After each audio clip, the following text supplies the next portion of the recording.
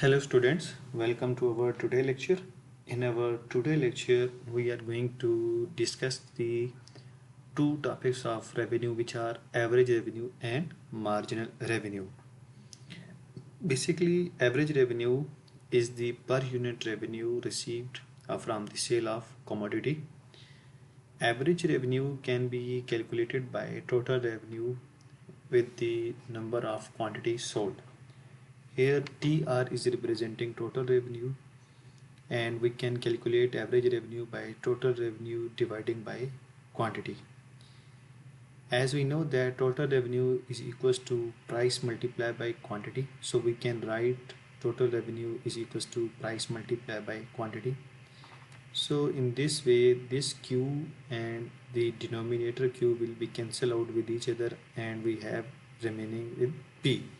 So average revenue is also called the price line, or average revenue is always equals to price both in perfect competition and imperfect competition.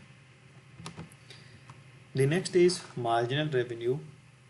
Marginal revenue is the revenue which a firm received after selling one extra unit, or the change in total revenue which results from the sale of one or more unit of output. We write marginal revenue by MR, and we write this theory in a single mathematical form like this: change in total revenue divided by change in output.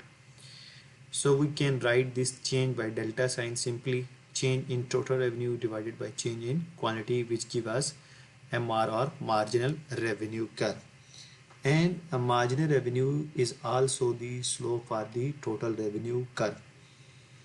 As average revenue and marginal revenue, both curve are different in perfect competition and imperfect competition, so I am not going to make these curves here, or we are not going to discuss these in table form here.